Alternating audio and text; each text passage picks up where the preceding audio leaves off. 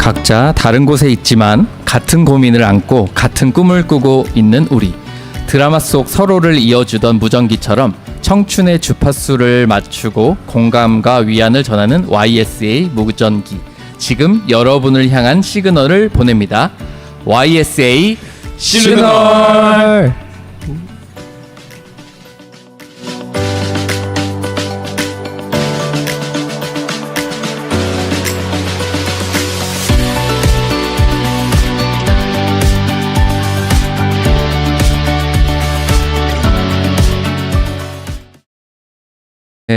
네, 반갑습니다, 여러분. 오늘도 여러분과 함께할 또 1시간 동안 함께할 진행을 맡은 홍승택입니다. 또 오늘 함께해 주실 두 분의 MC를 소개해 드릴 건데 소개 부탁드리겠습니다. 네, 안녕하세요, 여러분. 청년지부에 다니고 있는 신영훈 형제입니다. 현재 마감 세일 중에 있습니다. 많은 관심 부탁드립니다. 마감 세일? 뭐가 마감 세일이죠? 이제 2년 남아가지고 지금 20% 할인 붙어 있어요. 저는 2주 남았습니다. 2주.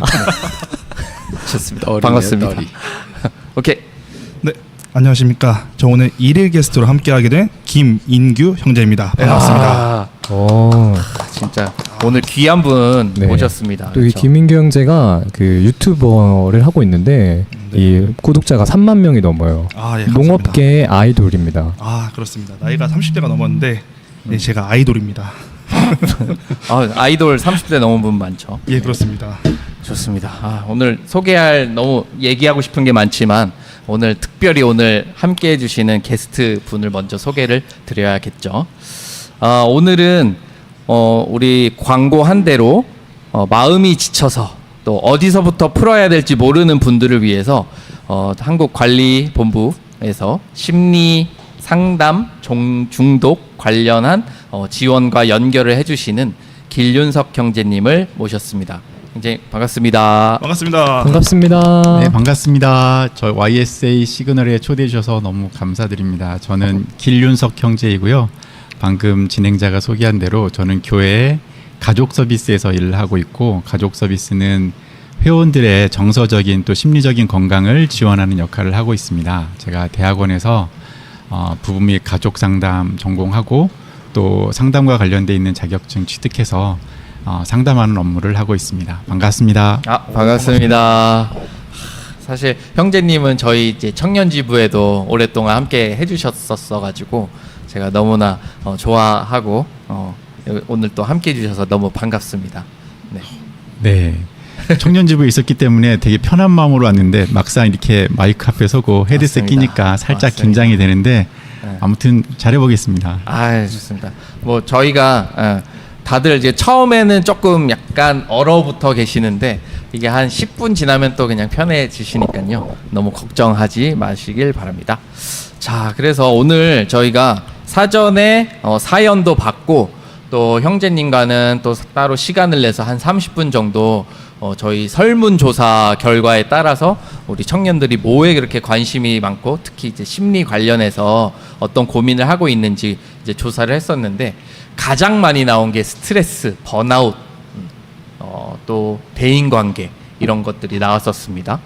그래서 그것에 대해서 이제 형제님하고도 이야기를 조금 나눴었는데 오늘은 이제 주로는 사연을 토대로 형제님의 의견도 듣고 저희가 한번 이야기를 나누는 시간을 가지도록 할 건데 또 중간에 토크가 비면 또 사전 인터뷰한 대로 또 그거에 대해서 나누도록 하겠습니다. 그리고 여러분들 아시다시피 댓글창, 유튜브 댓글창도 실시간으로 저희가 보고 있으니까요. 여러분 많이 참석해 주시고 질문, 오늘 같은 날 자주 있지 않죠. 질문해 주시면 저희가 답변을 실시간으로 해드리도록 하겠습니다. 자, 아이돌 얼굴 보여주세요. 강규희 님이 댓글을 달아주셨어요. 네. 이번 주 일요일에 오시면은 보실 수가 있습니다. 네, 일요일 날 확인하시길 바랍니다. 네, 그러면 사연을 먼저 조금 읽어볼까요? 제가 사연 1 한번 읽어봐 드릴게요. 그래서 한번 상담을 한번 해주시길 부탁드리겠습니다. 네. 저는 예전 직장에서 나르시스트의 상사 밑에서 일해본 경험이 있습니다. 자신이 하는 일에는 항상 정당한 이유가 있다고 믿고 주변의 동료들도 함께 일하는 것을 피하는 사람이었습니다. 신입 분쇄기로 이름을 날리던 상사는 일전에도 다수의 신입들이 퇴사하는 이유로 지목을 당했다고 합니다. 명확하지 않은 지시사항과 후에 책임을 전가하며 스스로 죄책감과 압박감을 느끼도록 유도하고 퇴근 시간 전에 신입이 할 수 없는 일들을 지시하고 내일까지 해놓으라는 일로 고충이 많았습니다. 그러던 어느 날 상사의 주도로 모의 과제를 진행한 적이 있습니다.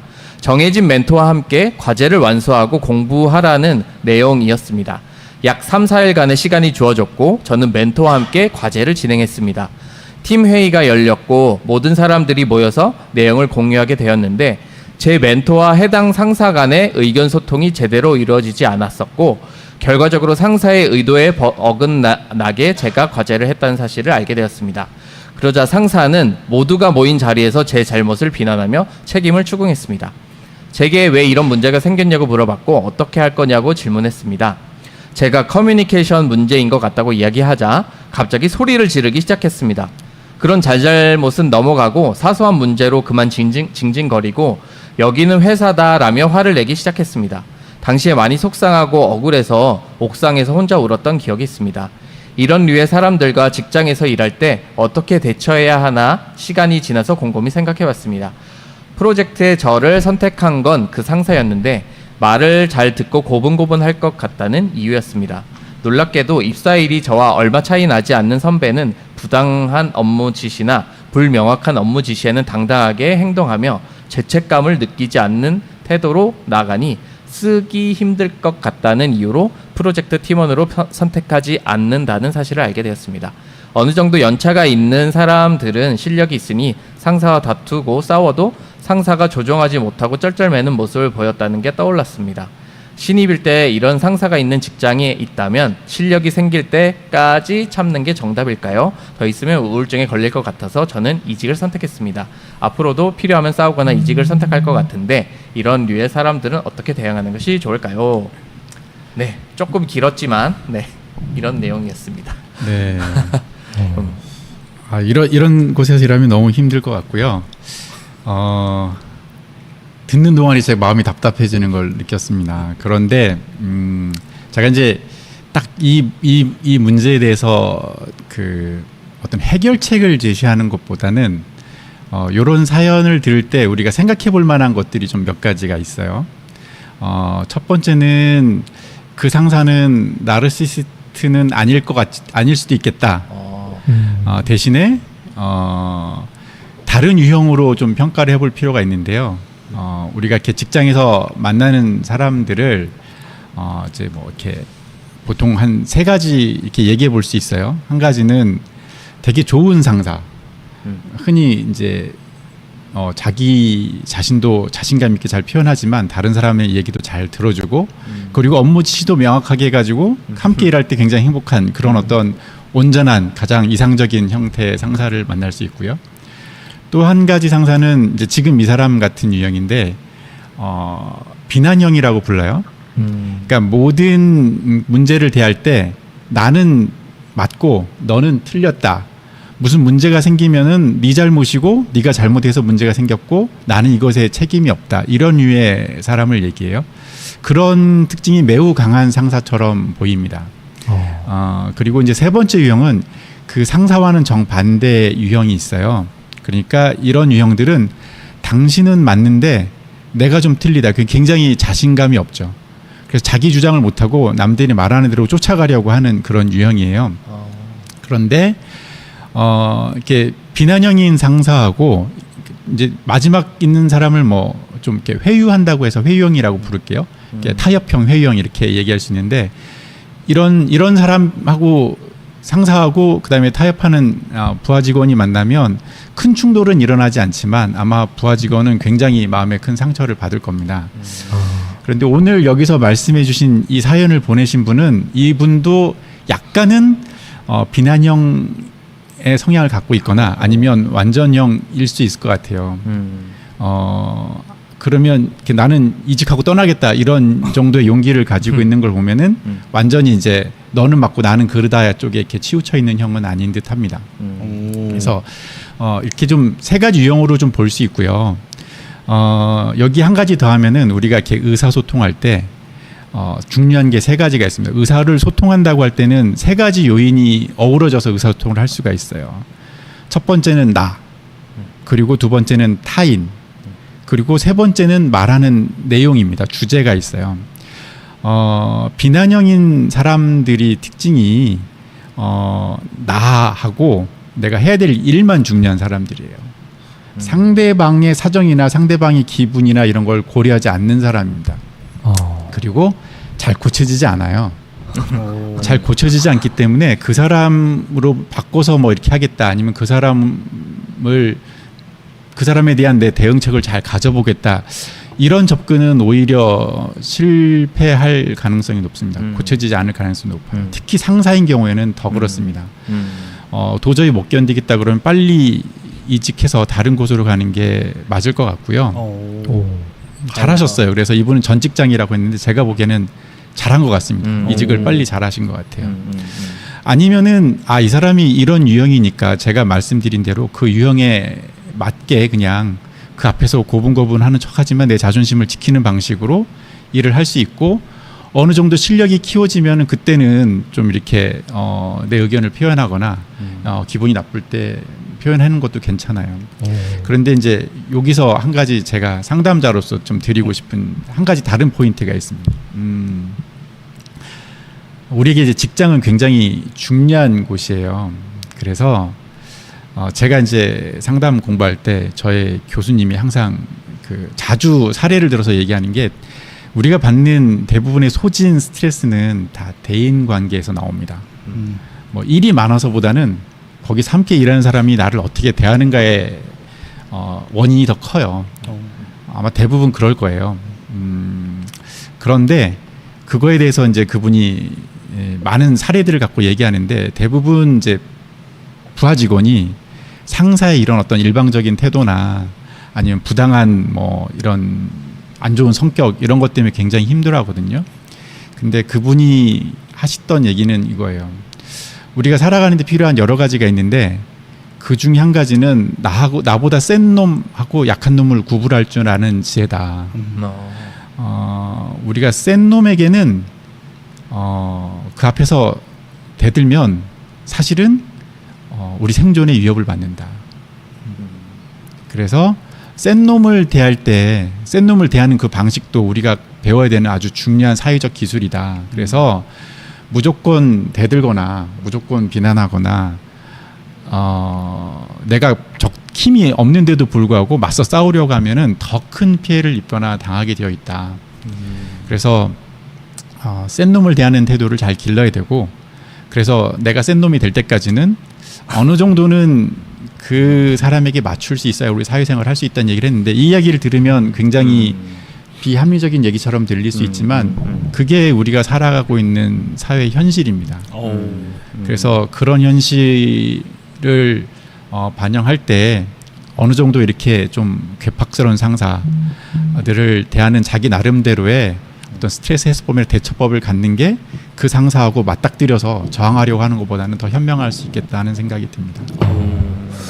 사실 저는 이제 형제님의 말씀을 들으면서 여기 이제 오늘 오신 분들을 이렇게 쫙 봤을 때 대부분은 저희가 이제 저희 나이 때는 아무래도 상사의 역할을 하기보다는 이 방송을 듣는 독신들은 사실 신입이나 이제 그 아래에서 따라가야 되는 팔로워의 역할을 하는 게 대부분인데, 놀랍게도 여기에 상사의 역할을 하고 있는 분이 또 있어요. 누구냐면 저희 농업계 아이돌 우리 김인규 형제가 사실은 지금 이제 상사의 역할을 하고 있고 사장의 역할을 하고 있는데, 공교롭게도 한 8, 9년 전이죠. 그렇죠. 네, 8, 9년 전에 저와 같이 이제 회사 입사 동기였거든요. 그러니까 저는 이제 나갔다가 계속 다시 들어오게 됐는데, 김인규 형제는 그때부터 쭉 같이 아래부터 이제 올라간 거예요. 근데 저는 그 이야기 들으면서 방금 해주신 조언 중에 나보다 이제 조금 실력이 뛰어난 사람 밑에 있을 때에는 이런 것들을 우리가 참고 인내할 줄 알아야 된다는 얘기를 그때 김인규 형제가 했었던 것 같아요. 그래서 그때 굉장히 힘들었거든요. 둘이 그 이제 비닐하우스 뭐 시공 일들을 배우면서 막 땡볕에서 일하고 같이 일하는 기술자분이 딱 마침 비난형 분이었어요. 정확합니다. 한번 그 스토리를 어떻게 이제 간략하게 한번 사연을 얘기해 줄 수 있나요? 김민규 형제의 생존 그 사연이 또 있습니다.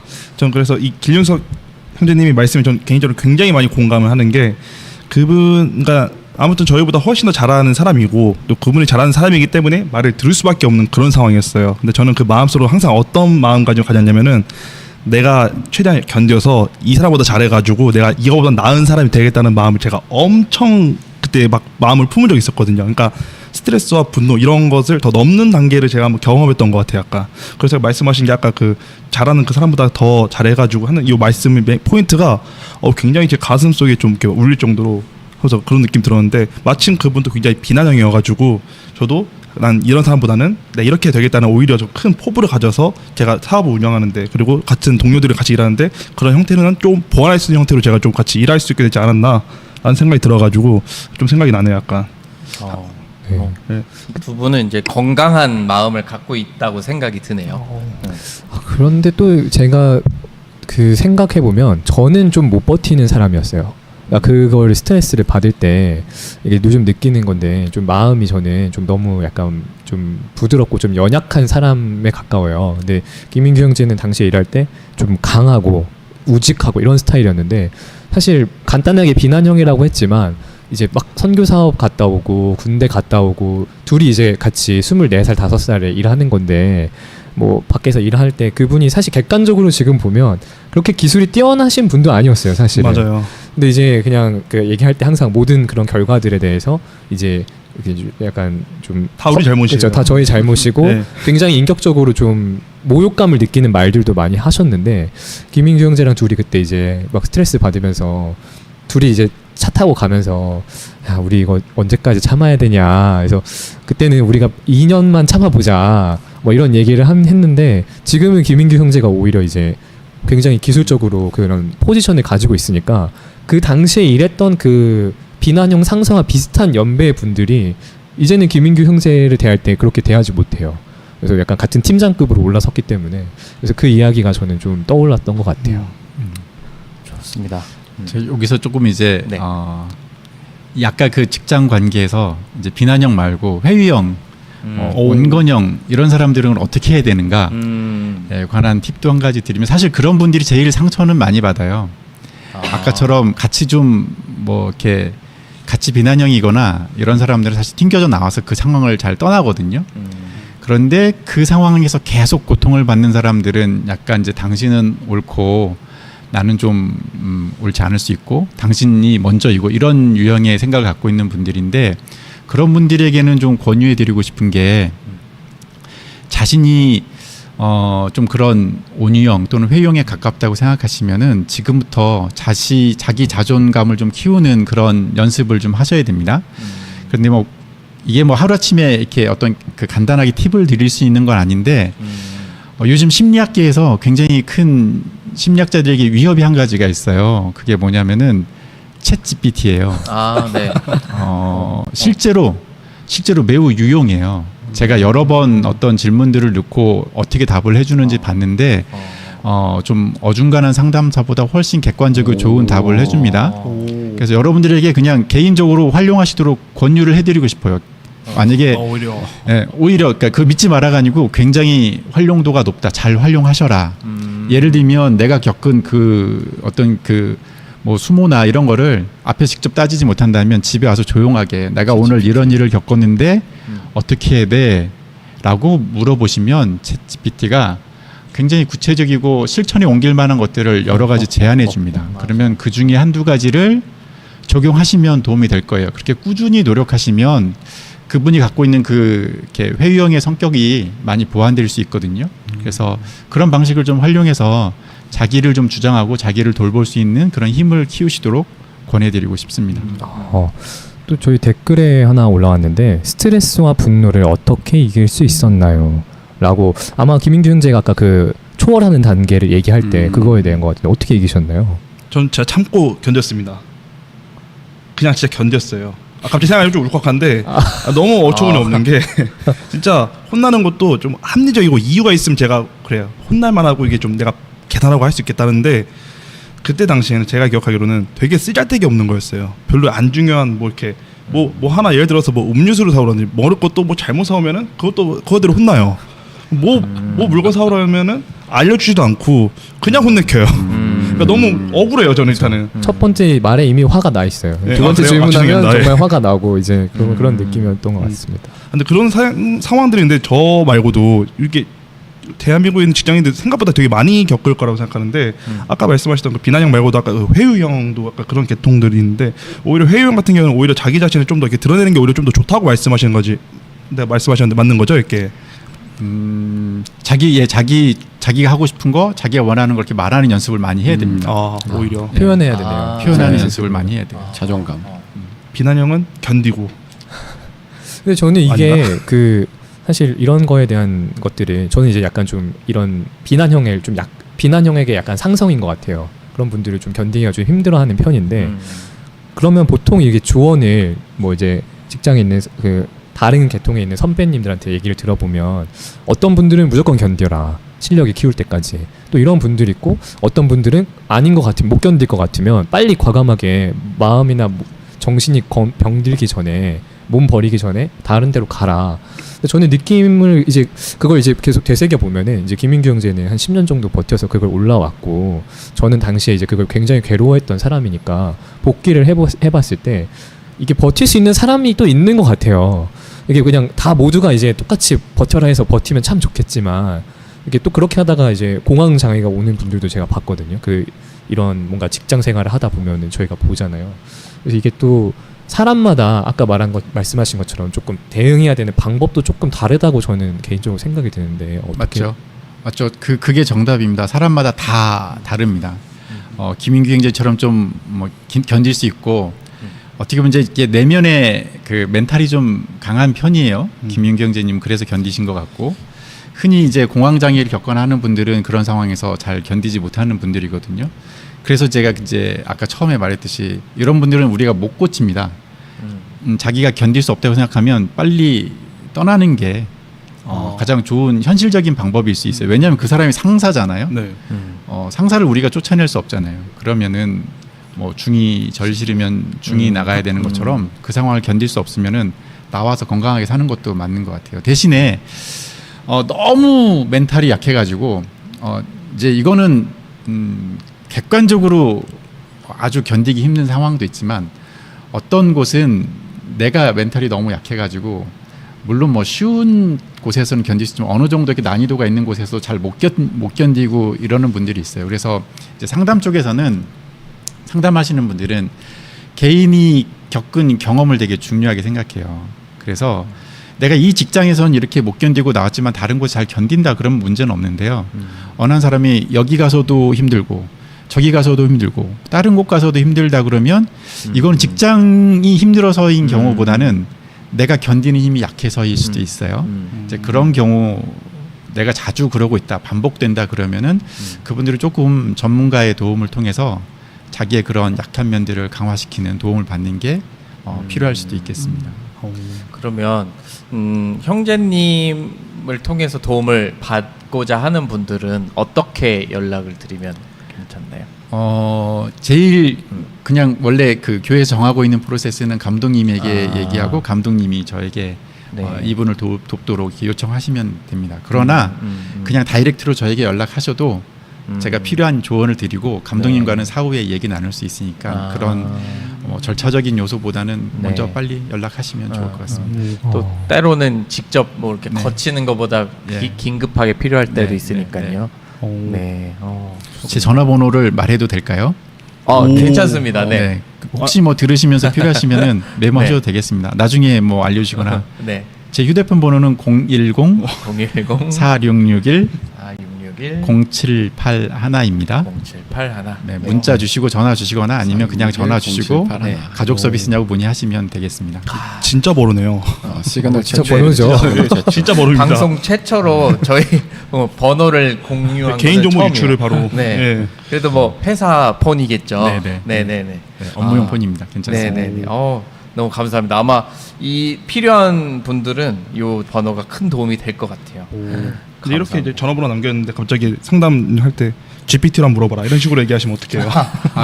제가 상담을 실제로 GPT 활용하라고 권해드립니다. 아 진짜로요? 왜냐하면은 이제 상담은 우리가 이렇게 상담을 받는다 할 때 어떤 문제로만 보는데요. 문제 자체는 또 문제의 정도가 있어요. 어떤 사람이 우울증을 겪는다 그러면 우울증만 보는 게 아니고 사실은 상담하는 사람은 이 사람의 우울증의 정도가 어느 정도인지를 보는 거예요.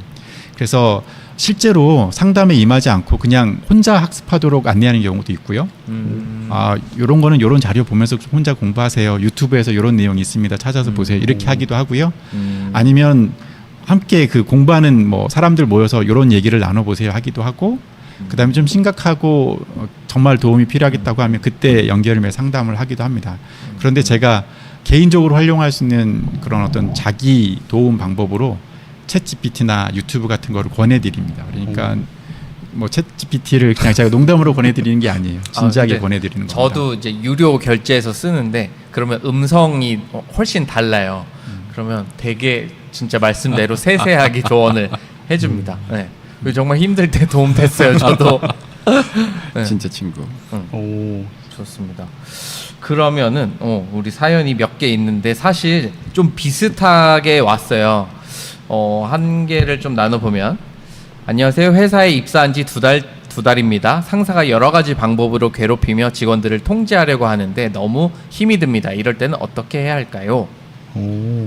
이것도 결국에 비슷한 그 비슷한 직장 거죠. 관련된 부분들이죠. 네. 아무래도 청년 독신들은 그 이렇게 저희가 이제 뭔가 상사가 되거나 뭔가 지도 리더십을 발휘하고 막 이런 포지션보다는 이제 배우고 그런 것들을 좀 학습해야 되는, 그러니까 힘을 좀 길러야 되는 그런 포지션에 있다 보니까 이런 류의 내용들이 좀 많은 것 같네요. 좀 전에 질문, 또 이전의 질문, 또 이후에 뭐 아무튼 뭐 직장과 관련돼 있는 여러 가지 질문들에 공통적으로 있는 얘기가 아까 말씀드렸던 대인 관계예요. 사실 청년들이 일이 힘든 분들도 있을 수는 있어요. 그런데 일이 힘든 것보다는 더 큰 문제는 대인 관계라고 생각합니다. 그래서 대인 관계에서 오는 어려움은 대인 관계로 해소할 수 있습니다. 그러니까 뭐 직접적으로 그 자기를 통제하려고 하는 그 상사에게 뭔가 이렇게 그런 어떤 그분과의 관계를 개선시킨다기보다도 그분과의 관계를 내가 너무 일방적으로 당하지 않는 방식으로 관계 맺는 거를 연습하고 배우든지, 아니면 이분과의 문제는 아까 얘기했듯이 이분이 사자고 내가 만약에 강아지라면 그런 시도 자체는 나에게 더 해가 될 수 있거든요. 그러면 그거는 그대로 두고 나를 지지해주고 나를 뭐랄까요, 내가 힘을 얻을 수 있는 관계를 강화시키는 것도 방법이에요. 그러니까 꼭 이 사람하고 문제가 생기면 이 사람하고만 해결해야 되는 건 아닙니다. 우리는 살아가면서 이렇게 뭔가 이렇게 힘들고 소진됐다고 느낄 때 그건 실제로 우리 내면에서 무언가가 결핍된 거거든요. 그때 그거를 채워줄 수 있는 거는 꼭 그 대상이 아니고 다른 누군가로부터 채워도 된다. 이렇게 얘기를 좀 드리고 싶어요. 그러니까 대인관계 굉장히 중요하다는 얘기를 드리고 싶고,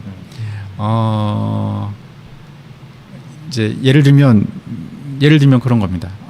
이 사람에게서 내가 소진됐지만 이 사람과의 관계를 통해서 내가 충분히 채울 수 있다 그러면, 이런 문제가 있을 때 이 사람과의 관계를 강화시키는 방식으로 나의 삶을 좀 이렇게 바꿀 수도 있어요. 바꿀 수도 있어요. 그래서 간혹 이런 일이 생깁니다. 회사에서 힘들고 누군가 상사로부터 문제가 생기면 관계가 이렇게 잘 만나는 친구하고도 잘 안 만나고 얘기도 잘 안 하는 방식으로 대응하는 사람들인데 이게 굉장히 큰 어려움이 될 수 있어요. 오히려 그럴 때일수록 내가 쉽게 만날 수 있고 마음을 터놓을 수 있는 대상과 관계를 더 가까이 하는 게 큰 힘이 되고 이 사람을 견딜 수 있는 에너지를 거기서 얻을 수도 있습니다. 만약 왕따 되면 어떻게 돼요? 약간 예를 들어 직장에서 이쪽에서 왕따를 당했어요. 예를 들어서 다른 곳도 왕따를 당해. 그러면 어떻게 해요? 이 사람은 기댈 데가 없는 기댈 데가 없는 사람들 예를 들어 어떻게 해요? 그러면은 왕따. 예, 예를 들어서 사실은 제가 왕따를 당하는 분들을 보면 그분들이 굉장히 뭐랄까요, 자신 용기를 잃어요. 한두 번 경험을 하면. 근데 사실은 그분들도 사실 친구가 될 수 있는 분들이 많이 있거든요. 그런데 모르겠어요. 정말 그 이야기를 나눠보면 그 사람들도 얘기할 수 있는 한 사람은 있다고 생각해요. 내가 인정받고 싶은 그룹 안에는 없을지 모르지만 가만히 찾아보면 그래도 나에게 힘을 줄 수 있는 누군가는 있을 것 같다. 그게 정 없다면 챗 GPT라도 활용하세요. 날 좀 믿어줘. 농담이 아니고.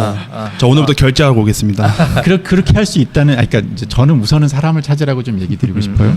그런 사람이 있다. 여러분들이 딱 그 어떤 이렇게 특정한 그룹만 생각해서 그 안에서 없다고 생각하지만 그 그룹 이외에 있을 수 있다.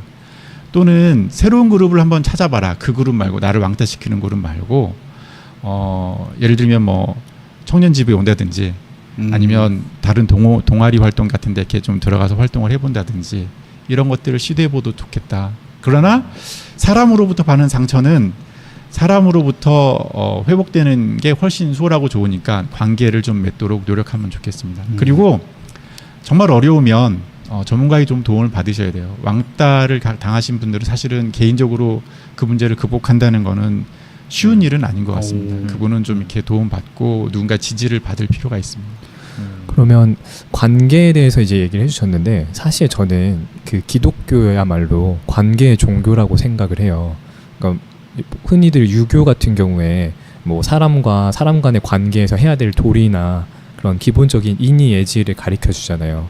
그래서 혹자는 저는 예전에 이제 유교가 관계에 관련된 그런 뭐 학문인가라고 생각을 했었는데 기독교에 대해서 그런 우리의 예수 그리스도의 회복됨 구원의 계획과 복음을 보면 변하지 않는 그 관계, 하나님과 나와의 관계, 예수 그리스도와 나와의 관계에서 사실 힘을 얻는 건데 그런 쪽도 저희 교회에서는 흔히 승화라고 하잖아요. 그런 걸 스트레스를 관리하는 방법. 네. 그걸 이제 신앙으로 승화한다라고 얘기하는 것 같은데 그런 것도 도움이 좀 될 수 있을까요? 물론 아주 큰 도움이 되죠.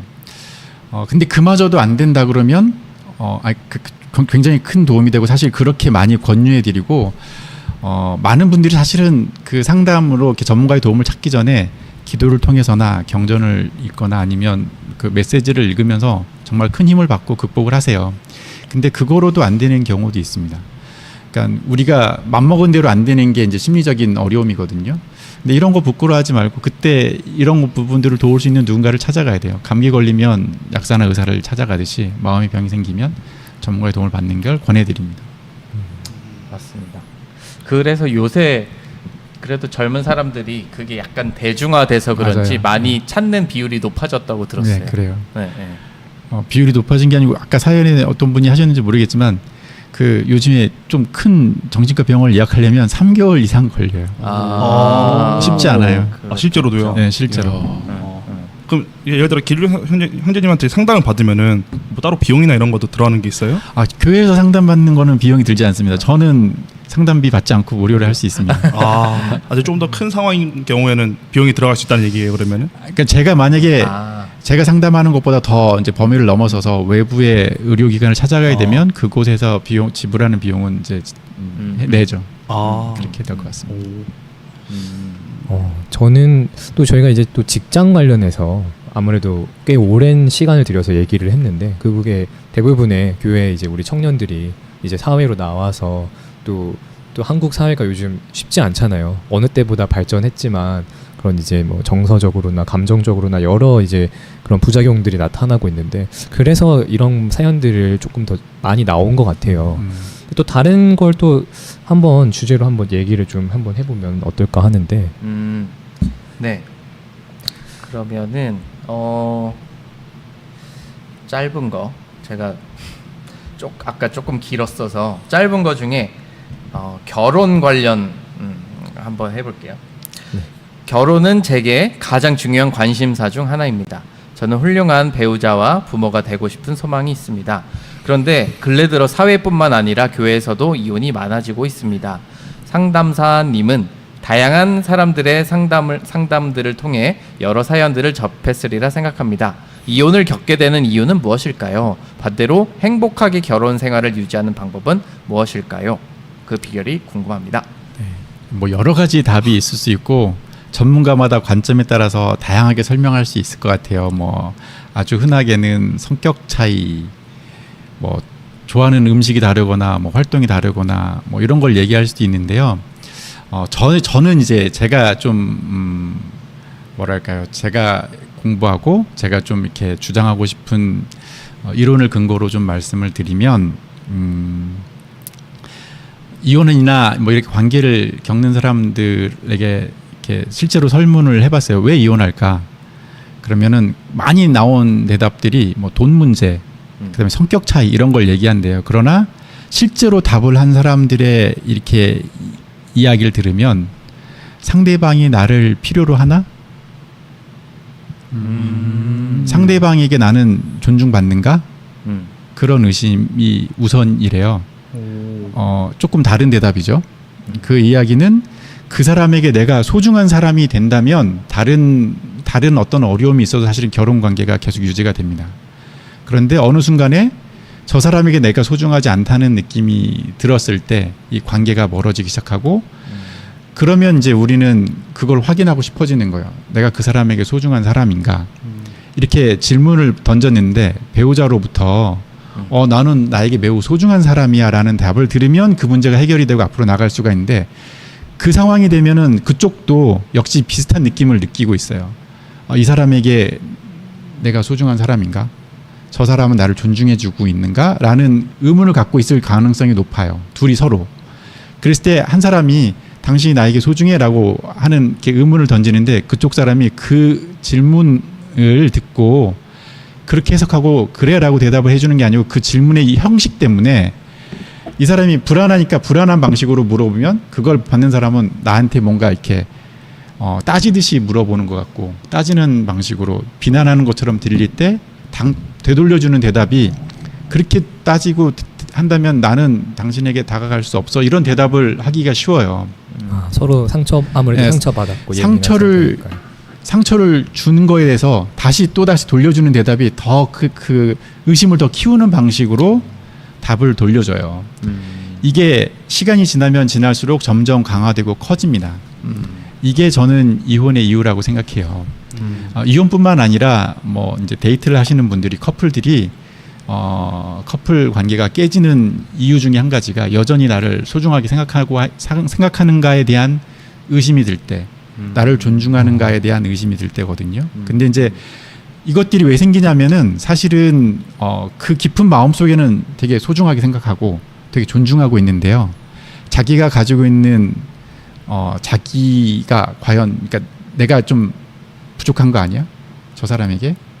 또는 저 사람이 나에게 다가올 때 내가 저 사람의 요구를 충족시켜 줄 수 있을까라는 자기 불안이 그 근원이 되는 경우가 많아요. 그래서 이런 부분에 대해서 좀 얘기할 게 많은데 긴 시간을 갖고 얘기하면 좋겠는데, 좀 전에 드린 그 대답, 돈이나 성격이나 다른 뭐 배경 문제가 아니라 그 사람이 나를 소중하게 생각하는가에 대한 의심으로부터 시작한다. 그리고 그런 의심이 든다면 관계를 개선시키기 위해서 소중하게 생각하고 있다는 거를 왜곡시키지 말고 잘 표현하는 방식이 되게 중요하다. 말 한마디만 바꿔도 표현될 수 있어요.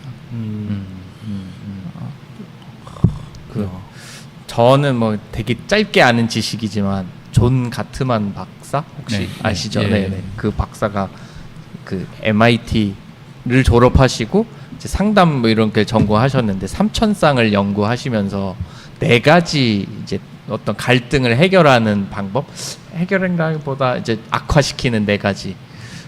그 중에 하나가 뭐 경멸, 비난 뭐 그런 건데, 그 이제 형제님 설명해 주신 거에 따르면 이제 그런 것들이 좀 악화시키는 그런 행동들이 그 4가지에 들어 있다는 생각을 하게 되네요.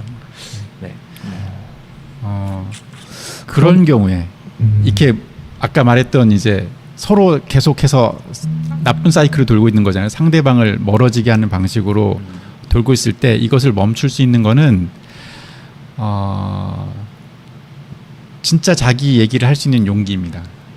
그러니까 용기. 비난의 대화가 있더라도 그걸 듣고 되돌려주지 않고 진짜 마음에서 하고 싶은 얘기를 할 수 있는 용기예요. 그리고 그런 말을 하는 건데요. 뭐 시간이 많지 않아서 길게 설명할 수 없지만 제가 한 가지 예를 들면은 우리는 내면의 감정이 있어요. 내면의 감정이 있는데 그 내면의 감정을 그대로 표현 못하고 보통은 이렇게 표현하는 이렇게 외부의 감정 정서 표현이 있습니다. 내가 만약에 내면에 되게 부끄러운데 부끄럽다는 느낌을 보통 사람들은 이렇게 부끄러워로 표현 안 하고 화를 내요. 부끄러움을 당할 때 많은 사람들이 그래요. 아 그래요? 남자들이 특히 그쵸. 부끄러울 때 아 이것 때문에 정말 부끄러워 나 이런 것 때문에 너가 날 싫어할까봐 되게 부끄러웠어 이러면 좋은데 그런 모습이 보이기 싫으니까 갑자기 뭘 그런 걸 갖고 얘기해 뭐 이렇게 한다든지 상대방을 비난하는 식으로 내면이 아닌 다른 길들여져 있는 방식으로 감정을 표출을 해요. 맞아요. 또는 뭐 그 여성분들에게 자주 일어나는 건데 상대방에 대해서 매우 화가 날 때 울어요. 울어요. 그러면 이제 내면엔 화가 나 있는데 그러니까 사실 욕구가 채워지지 않아서 그 욕구를 채워달라고 말하고 싶은 건데 슬픔으로 울음으로 표현해요. 그럴 때 그냥 그 뭐랄까요 의사소통이 제대로 안 되는 거잖아요. 다르게 오해되는 거잖아요. 이런 반복이 있거든요. 그래서 가만히 자기 마음속에서 진짜 하고 싶은 말이 무엇인지를 좀 들여다보는 시간 그리고 그거를 상대방에게 말할 수 있는 용기가 필요합니다. 그런 말 한마디가 사실은 관계를 다시 호전될 수 있도록 만들 수 있는 되게 큰 힘이에요. 저는 그 말씀하신 거에 참 공감되는 부분이 자기 마음에도 조금 물어봐야 되는 시간이 네. 필요한 것 같아요. 네. 그러니까 예를 들면 어떤 뭔가 당황스러운 일들이 생기거나 뭐 갑자기 좀 모욕적인 그런 경험들을 하게 되면 그 순간에 그 이유를 모를 때가 있거든요. 그러니까 내가 왜 이런 기분이 들지? 근데 뭔가 참 사람이라는 게 저는 그걸 보면 신기하다고 생각하는 게 뭔가 갑자기 뜬금없이 내가 당황스럽고 마음이 막 이렇게 요동칠 때가 있어요. 그러니까 좀 당황스러운 예상하지 못한 상황일 때. 근데 그 당시에는 그냥 이렇게 그런 걸 표출하고 싶지 않으니까 뭔가 분위기에서 내가 좀 상처받았다는 거를 뭔가 사람들의 분위기를 내가 좀 다운시키는 것 같아서 저는 그냥 넘어갈 때가 있는데 넘어가고 나면 제 스스로에게 꼭 물어봐야 되거든요. 그러니까 저는 약간 혼잣말처럼 물어봐요. 너가 왜 그게 마음이 당황했어? 뭐 아니면 그 당황이라는 마음 아래에도 사실 다양한 감정들이 깔려 있을 수 있잖아요. 그러니까 분노 같은 경우에도 사실은 분노인데 그게 사실 서운한 걸 수도 있고 뭐 아니면 이 사람이 나에게 소중하게 대하지 않았기 때문에 뭐 친구라든지 속상함 뭐 아니면 배신감 뭐 이런 것들이 기저가 돼서 그게 분노로 표출될 수도 있다는 걸 저는 좀 배웠었거든요. 그래서 뭔가 이게 살다 보면 우리가 당황스러운 일들을 많이 겪는데 그때 참 신기한 게 그 마음이라는 게 내가 이유를 모르는데 놀랄 때가 먼저 놀라더라고요. 맞아요. 그게 되게 그 마음에 작용하는 그 방식이 저는 참 항상 그게 신기하고 궁금했었어요. 좋은 얘기예요. 우리는 근데 그 당황하는 마음은 사실 싹 잊혀지진 않아요. 밤에 꼭 생각이 납니다. 그렇죠. 그래서 근데 그냥 그렇게 넘어가지 말고 진짜 지금 되게 좋은 습관을 갖고 있는데 내가 그때 그런 어떤 감정이 왜 갑자기 확 생겼지? 나 그때 되게 부끄러웠나? 아니면 뭔가를 되게 원했는데 주지 않아서 되게 섭섭했나? 아니면 내가 이렇게 말하고 싶었는데 기회를 안 주고 가로막혀서 표현하고 싶었는데 표현을 못했나? 뭐 이렇게 좀 생각을 해보고 그럼 그때의 감정은 나는 뭐였을까? 이런 거는 짜증이야. 이런 거는 화가 났던 것 같아. 이런 거는 몹시 서운했던 것 같아. 이렇게 좀 해석을 하면 그 마음이 되게 진정이 되고 가난한 경험을 할 수 있어요. 그런 걸 초감정이라고 하나요? 맞나요? 그 어떤 책에서 봤는데 뭐 아무튼 그걸 자신의 감정을 읽는 거를 누가 그렇게 표현하는 걸 봤어요. 네네네네. 그런 말도 있군요. 그럼 이제 여기서 또 이제 제가 또 궁금한 게 있는데 이제 김인규 형제로 자꾸 제가 이제 예시를 드는 왜 이유가 계속 저를 저희가 또 어렸을 때부터 같이 또 이제 자라면서 이게 같은 직장도 다니고 뭐 이렇게 연이 많아요. 근데 같이 이제 보면은 친구로서 뭐 동생 형 사이로서 뭔가 이제 서로의 그 인생들을 좀 돌아볼 때가 있는데 참 보면 비슷한 순간들이 많이 있었거든요. 가정 환경적으로나 뭔가 직장에서도 어쨌든 같이 일했으니까 욕을 먹어도 같이 먹을 거 아니에요. 둘이 입사 동기니까. 그래서 막 이제 당황스러운 일도 같이 겪고 뭐 좀 좋은 순간들도 같이 있고 했는데 저 같은 경우에는 그 제 마음의 감정이 생각보다 너무 섬세하다는 걸 깨달아서 저도 이제 그 당시에 김인규 형제랑 그런 힘든 시간들이 있을 때 저에게 조언을 해줬다고 했잖아요. 견뎌라. 그래서 저는 내 마음이 약하구나. 이거를 더 단단하게 계속 내가 보강해야겠다라고 생각을 했었어요. 근데 어느 순간 지나고 나니까 그렇게 해서 된 게 제가 원하던 사람의 모습이 아닌 거예요. 나는 좀 더 부드럽고 사랑을 좀 표현해주고 싶은 사람이었는데 다른 사람들이 좀 너무 강해 보이고 마음속은 부드러운 것 같은데 왜 그렇게 행동해? 이런 얘기를 제가 어느 날 들어서 이대로 가면 안 되겠다 생각을 제가 하면서 이제 바꾸게 됐거든요. 그냥 그 마음에 내가 가지고 있던 방어 장벽들을 부수고 그냥 마음이 상하더라도 빠르게 회복하는 걸로 그냥 바꾸자. 그러니까 아픈 건 어쩔 수 없으니까 안 아프려고 이제 장벽을 세웠었는데 그러다 보니까 그게 내가 원하는 사람의 모습이 아니니까. 근데 이제 김인규 형제 같은 경우는 비슷한 그런 시련 속에서 어떻게 보면 상황이 그렇게 좀 만들었다고도 저는 좀 사실 느껴요. 근데 김인규 형제는 계속 이제 좀 더 강하게 의연하게 이제 대처하다가 어느 날 저한테 이런 얘기를 한 적이 있어요. 자기 그런 뭔가 뭐라고 정확하게 기억이 안 나는데 뭔가 연애나 뭐 이런 얘기였던 것 같아요. 근데 자기 마음을 좀 들여다보고 이러기보다는 그냥 그 상황에 해야 될 행동들만 하다 보니까 자기도 어떤 사람을 자기가 원하고 뭐 이런 걸 잘 모르겠다. 그러니까 저희가 느끼는 감정은 어떻게 느꼈냐면 참 되게 단단하게 잘 이렇게 마음을 둘렀는데 때때로는 그게 너무 그렇게 깊게 두르다 보면 자기 마음을 자기가 좀 탐구하는 게 쉽지 않지 않을까라는 생각이 문득 들었거든요. 그래서 저한테 해줬던 얘기가 자기가 어쩌면 이렇게 무감각하게 느끼는 게 하나의 문제일 수도 있겠다라고 이렇게 얘기를 하더라고요. 기억나시나요? 아니요. 죄송합니다. 죄송합니다. 그렇다는데요? 우리 신영진님이 우리 김용규 형제님 볼 때 네. 저렇게 좀 무감각하고 이렇게 일만 해서 혹시 우리 김영재님의 청춘 사업이 좀 잘 안 될까봐 걱정하시는 그런 부분인가요? 그런 것도 약간 있습니다. 네. 걱정하지 마세요. 별거 아니에요. 네, 약간 이런 스탠스로 이제 해가지고 저는 네 그렇습니다. 그게 좀 궁금했어요. 그러니까 너무 마음에 강인하게, 그러니까 제가 그런 분들을 많이 봤어요. 그러니까 어떤 시련들이 있을 때 내가 마음이 약해서 그런 거다. 더 강해져야 된다. 그래서 그런 것 좀 저는 보면 마음이 아프더라고요. 네. 우리나라의 남자들이 뭐 지금 우리 형제님들 세대도 그런지 모르겠지만 저만 해도 남자는 울면 안 되고 되게 강해야 되고 우는 남자는 일단은 되게 그 뭐랄까 약하고 보잘것없는 남자로 이렇게 치부가 됐어요. 그런데 만약에 울지 않는 남자는 인생의 절반은 놓쳤다고 볼 수 있어요. 나중에 죽을 때 내가 평생 눈물을 잘 흘리지 않고 살았다 그러면 나는 인생의 절반밖에 못 살았다. 이렇게 생각하시면 돼요. 얼마 전에 단톡방에 누가 남자는 울지 않는다 카톡을 또 올렸는데 공교롭게도 뒤에 또 이제 김인규 형제가 왜냐하면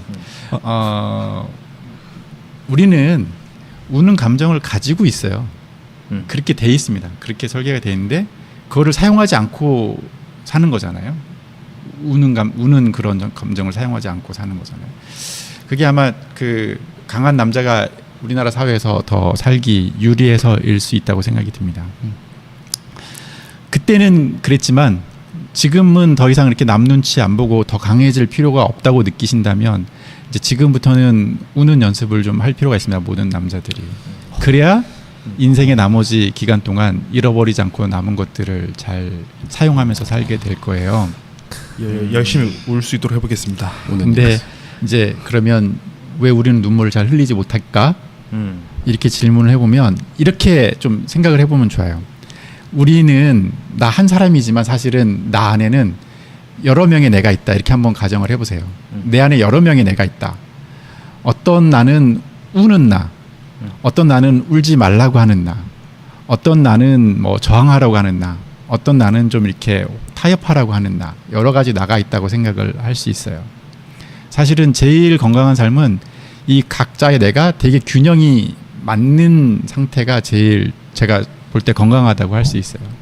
그런데 우리가 어떤 특정한 환경에 처해서 살다 보면은 한동안 어떤 애가 굉장히 강해야지만 생존하는 경우가 있습니다. 예를 들면 이제 첫 직장 생활할 때 그때 김윤규 형제님의 나중에는 참어 견뎌 이렇게 주장하는 내가 굉장히 세졌어요. 힘이 세고 거기서 우는 나는 아마 어디 저기 발끝 밑에 딱 숨겨져 있을 거예요. 우는 애가 나오려고 하면 너 들어가 있어. 넌 절대 나오면 안 돼. 이랬을 거라는 거죠. 근데 이제는 지금부터는 좀 이렇게 자기 스스로 막 이렇게 참어하는 애에게 야 너 그 말 조금 그만해줘. 이제 그만 참아도 될 것 같아. 그 저 밑에 있는 어느 아이에게 너 너무 오랫동안 거기 숨어 있었던 것 같아. 너도 좀 이제 나와서 너 얘기를 좀 해.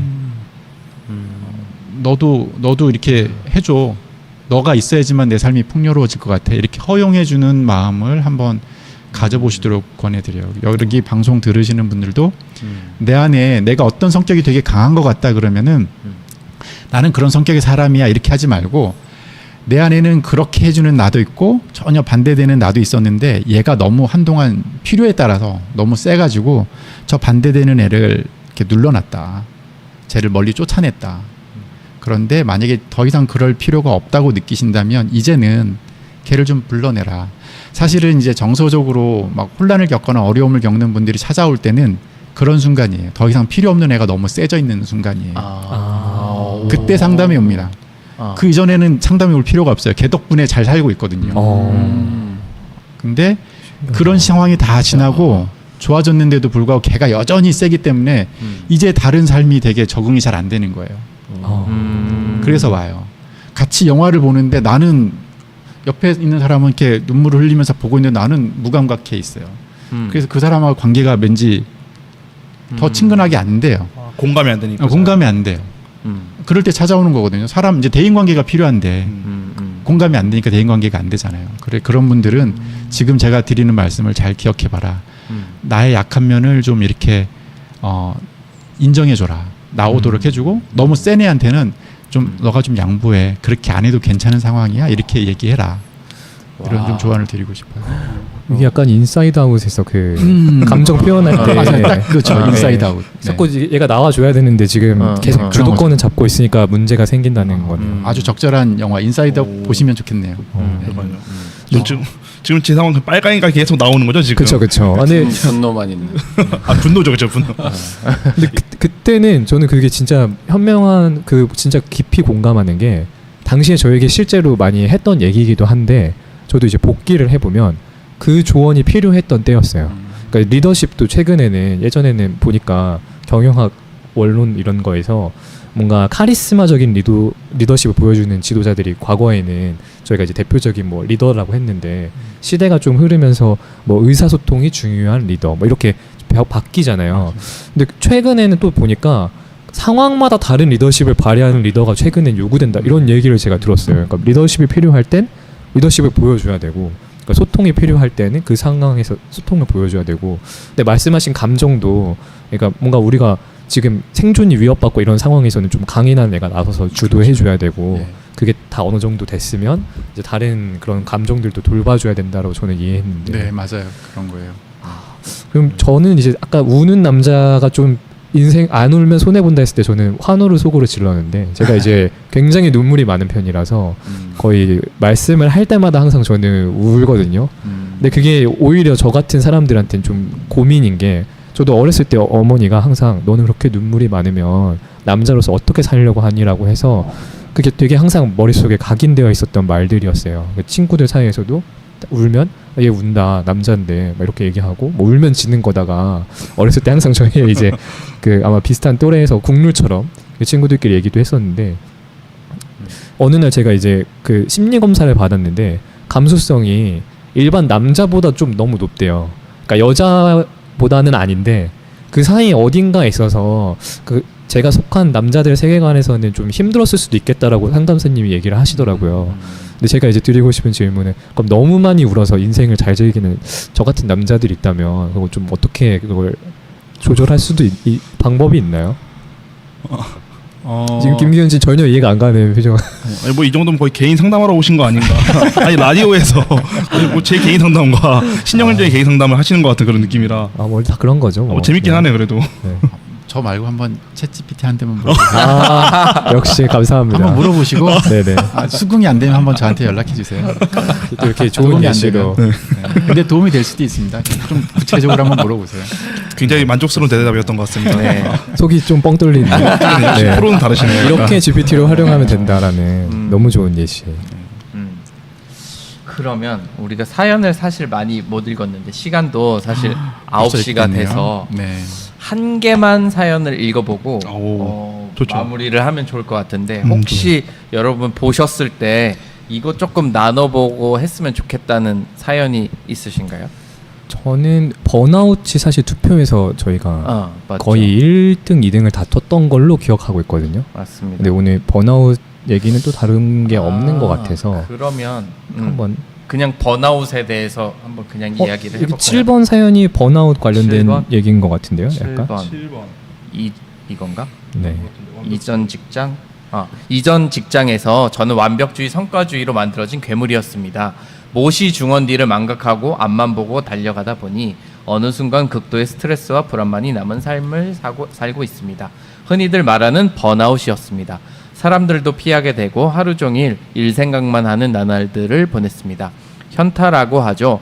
예전에 현타가 오면 잠시 휴양도 하고 아무것도 안 하고 쉬면서 맛있는 음식 먹고 재충전에 시간을 가졌는데 그 현타의 주기도 짧아지고 더 큰 도파민만 찾게 되는 삶의 연속이었습니다. 불행 중 다행으로 우여곡절을 겪고 다행스럽게도 모시 중원디를 찾은 삶을 다시 얻을 수 있었습니다. 안락한 삶, 사회적 성공, 명예, 돈 다 중요합니다. 하지만 우리 인생에 어려움이 닥칠 때 정말 힘이 되어주는 것이 무엇인지를 생각해 보세요. 아직 살만한 세상입니다. 이게 사연인가요? 그냥 조언인가요? 근데 약간 저는 약간 초점에 번아웃이라는 걸 사실 좀 겪어본 적이 없거든요. 이게 저는 약간 그 되돌아보면 마음이 망가지기 전에 저는 그 상황을 빠르게 항상 도망가는 편이었어요. 그 친구가 너는 마음이 망가질 걱정을 자기는 안 한대요. 근데 이런 번아웃 같은 경우는 그게 어떤 게 다 고갈될 때까지 계속 달리는 거잖아요. 그러니까 저는 이게 사실 다른 것들은 좀 공감할 수 있는데 이거는 제가 겪어보지 못한 영역이니까 이게 왜 발생하는 건가? 제가 이분 사연으로만 한정해서 좀 얘기를 해볼게요. 사실은 번아웃은 종류가 되게 많아요. 뭐 일을 되게 많이 해서도 그렇고 아니면 아까 말했듯이 번아웃도 사실은 대인관계에서 오는 경우도 되게 많아요. 우리가 너무 과도하게 어떤 직장 생활이나 할 일에 대해서 에너지를 많이 쏟고 있을 때 실제로 그 일이 그렇게 쏟아져야 되는 건지 아니면 사람들과의 뭔가 이렇게 하느라고 쏟아지는 건지는 모르겠지만 이분의 사연은 일을 굉장히 많이 했다는 거예요. 그죠? 네. 일을 되게 많이 열심히 했다 이랬는데 아까 제가 그 직장 내에서 비난형, 온유형 얘기하면서 말하지 않은 유형이 하나가 있습니다. 그 유형이 한 가지가 되게 멋있는 말이에요. 초이성형이라는 단어를 사용해요. 초이성형. 초이성형이라는 단어를 사용하는데 그때 제가 우리가 소통하는 그 요소는 세 가지가 있다고 그랬어요. 나, 너, 그리고 상황. 우리가 해야 될 일이 있는데요. 초이성형의 특징은 나도 없고 너도 없고 해결이 된 일만 있는 유형이에요. 그래서 이분들은 굉장히 성과가 좋고요. 일을 하는 일을 굉장히 잘하시는 분이에요. 아주 뭐랄까 회사에서 보면은 이제 잘 나가는 뭐 사장님 또는 뭔가 성과를 낸 사람들이 이런 유형에 들어있는 분들이 많이 있어요. 제가 근데 이분의 그 문제는 뭐냐면 나도 없고 너도 없고 일만 있기 때문에 이제 예를 들어서 이렇게 해볼게요. 내가 굉장히 심각한 독감 코로나에 걸렸다고 가정해 볼게요. 그런데 이 사람에게 이 회사에 이번 주 중에 처리해야 되는 일이 있어요. 내가 만약에 3일 동안 그 코로나 때문에 쉬지 못하면 이 일이 사실은 좀 상당히 타격을 입어요. 이 사람은 내가 코로나에 걸리면은 머리를 다 싸매고 이렇게 하고서 회사에 갖고 일을 하는 사람입니다. 일이 나보다 더 중요해요. 일이 나보다 더 중요합니다. 그 사람에게 또 이런 경우도 있어요. 함께 일하는 직원이 코로나에 걸렸어요. 그래서 이 사람이 도와줘야 되는데 못 나오면 야 너 뭐야? 이거 내일까지 해야 돼. 코로나 뭐 약 먹고 해서 나와 일해. 이렇게 하는 사람이에요. 당분간은 성과가 낼 수 있으나 이 사람은 오래 갈 수 없는 사람입니다. 반드시 소진되게 돼 있어요. 아까 얘기했듯이 이 사람들은 일에서 만족감을 느끼지만 결국은 우리는 일을 하는 기계가 아니고 사람이거든요. 사람은 아까 말했듯이 다른 사람의 애정이 필요하고 내가 다른 사람을 사랑하는 게 필요합니다. 그게 인생의 본질이에요. 어떻게 보면. 이 사람이 뒤에 했던 얘기가 그런 걸 담고 있어요. 그런 거 일을 아무리 성취하고 뭔가를 잘 하려고 해도 결국 그것만으로는 행복할 수 없다는 얘기를 저는 그렇게 해석하거든요. 그런 분들에게 드리고 싶은 이야기는 관계를 조금 더 집중해라. 관계 한 번 더. 이 관계라고 말할 때 타인간의 관계만을 말하는 건 아니에요. 우선은 자기와의 관계예요. 이 균형을 유지할 수 있어야 돼요. 내가 코로나에 걸려서 당장 죽을 수도 있는데 일을 좀 포기하고서 내 건강을 회복해야 되는 이런 마인드가 필요합니다. 그 일은 내가 회사에 가면 할 수 있어요. 시간이 지나면. 근데 마치 이 사람은 지금 이 일을 안 하면 뭔가 큰 일이 생길 것 같은 그런 인식이 있거든요. 압박감을 느끼는 거예요. 압박감을 느껴요. 이 일을 꼭 그때 해야만 된다는 생각이 들어요. 그런 분들에게 이야기해 드리는 거예요. 그 일만큼 나도 중요하다. 어느 정도 내가 희생해서 일을 해야 되지만 그러나 그건 정도가 있다. 나를 챙기지 않고 일만 하는 거는 관계를 깨뜨리는 거다. 내가 나와의 관계를 깨뜨리는 거다. 똑같은 방식으로 다른 사람들의 관계도 봐야 된다. 이 나, 너 세 가지가 균형을 이룰 때 이 사람을 우리가 완성형이라고 해요. 그런 생각으로 한번 내가 하고 있는 일 처리 방식, 사람을 대하는 방식, 그리고 나를 대하는 방식을 한번 검토해 보면 좋겠고, 소진하는 사람들은 대체로 지금 이 초이성형 같은 경우일 수가 좀 있습니다. 그런 성향일 수가 있어요.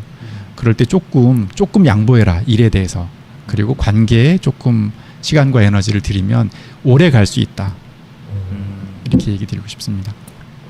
표현이 되게 신기하네요. 초이성형. 하긴 내가 없는데 당연히 상대 너도 없을 수밖에 없을 것 같아. 나조차 없이 그 상황을 지금 집중하고 있으니까 진짜 말 그대로 초이성적으로 그 상황만을 집중하는 그런 느낌의 유형인 것 같아요.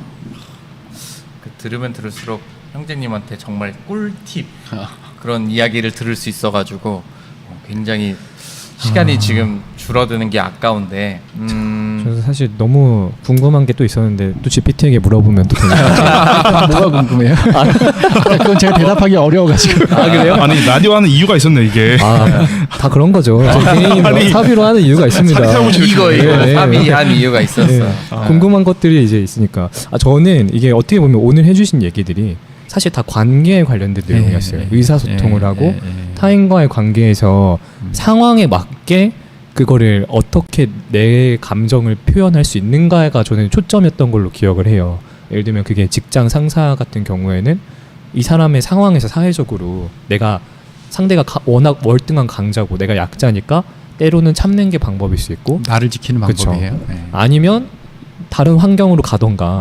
사실 이게 어떻게 보면 그 아브라함이 그 소돔과 고모라를 떠날 때 선택했던 안 될 것 같으니까 이사 가잖아요. 그러니까 그런 뭔가 그 자기 이제 형제와 다투게 될 것 같으니까 너가 원하는 대로 가라 하고 자기가 이제 이사를 가는 거에서 저는 그런 느낌들을 좀 받아요. 이게 하나의 원리인 것 같은데 또 뭔가 이성 간의 배우자의 관계에서도 그 순간적인 감정보다는 말하는 그런 커뮤니케이션 능력이 되게 중요하다.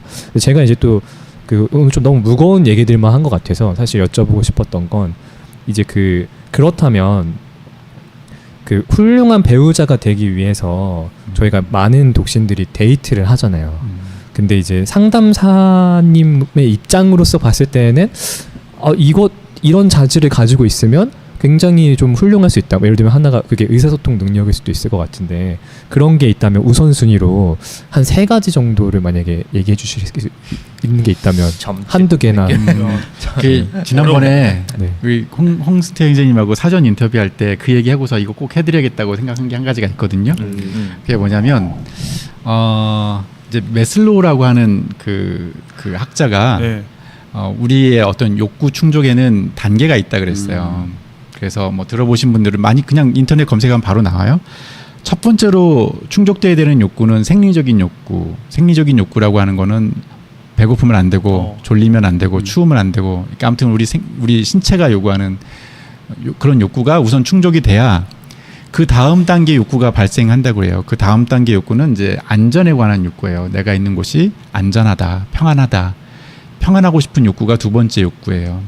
그리고 3번째 욕구가 이제 사랑받고 싶은 욕구, 누군가에게 어딘가에 소속되고 싶은 욕구, 이제 이런 거거든요. 근데 이제 지금 그 위 것들도 있지만 요 사랑하는 단계, 사랑을 느끼는 단계에 도달하려면 앞에 거가 충족이 돼야 됩니다. 여러분들이 누군가 데이트하려고 하면 우선 배가 고픈지 안 고픈지, 그 다음에 뭐 편안한 곳인지, 뭐 춥거나 더운 곳이 아닌지 이런 환경을 먼저 배려하세요. 나도 상대방도. 그리고 2번째로 편안하게 안전하다고 느끼는 그런 환경인지, 나는 괜찮은데 상대방은 좀 불안불안하고 이 관계가 굉장히 긴장돼 있고 그러면 그 다음에 말하는 사랑의 그 감정을 충족시키고 욕구가 생기지 않습니다. 그러니까 그런 단계들을 만들도록 이 앞 단계를 생각하고 나는 진실로 사랑해, 너의 마음을 얻고 싶어 생기지 않는다는 거예요. 기억하시면 좋겠어요. 그래서 이런 것들을 먼저 챙기는 그런 게 있으면 훨씬 다음 단계로 넘어가기 쉽습니다. 앞 단계 이렇게 충분히 배가 부르고 그리고 충분히 편안한 분위기고 그럴 때 상대방에 대해서 알아볼 수 있어요. 나 관심이 있고 상대방이 갖고 있는 관심거리에 대해서 내가 관심을 가질 수 있고 뭘 함께 할 수 있을지 생각해 볼 수 있고 그런 거거든요.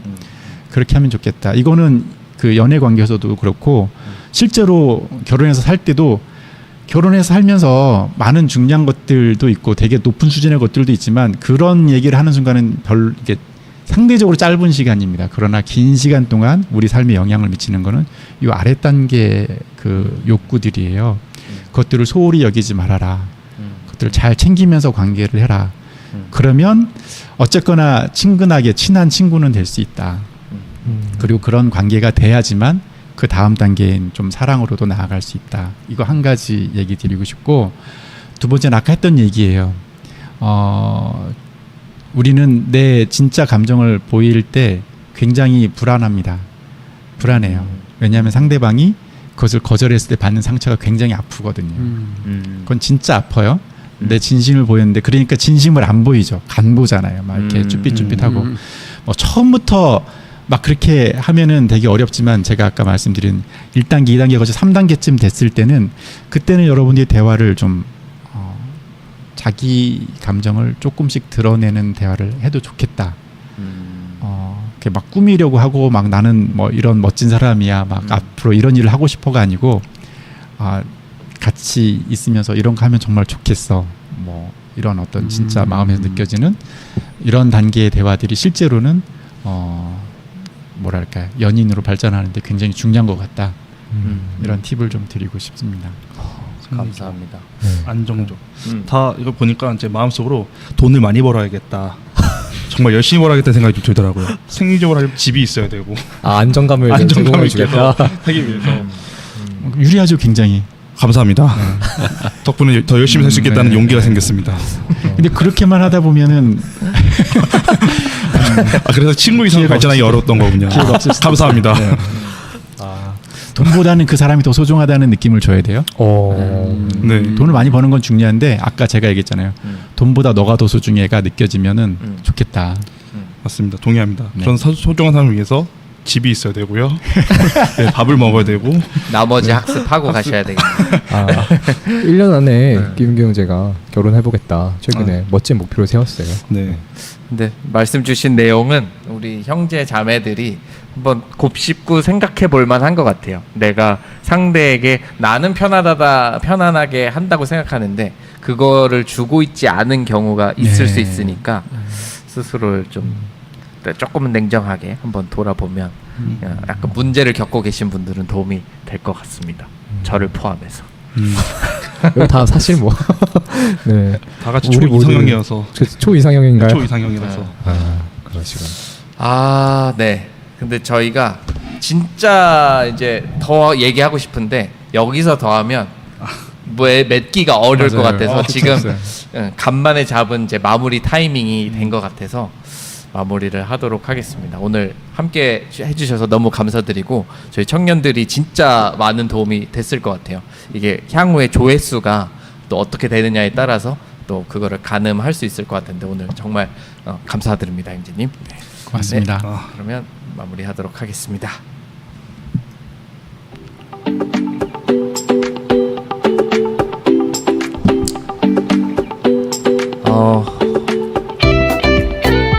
제가 사전 인터뷰 때 길윤석 형제님께 들은 마지막 조언이 이런 말이었습니다.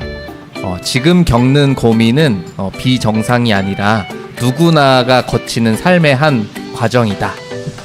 그렇습니다. 우리 모두 완벽하지 않지만 그래서 더 서로가 필요한 존재라는 걸 잊지 마시길 바랍니다. 다음 주에도 따뜻한 위로와 실질적인 이야기를 들고 돌아오겠습니다. YSA 시그널!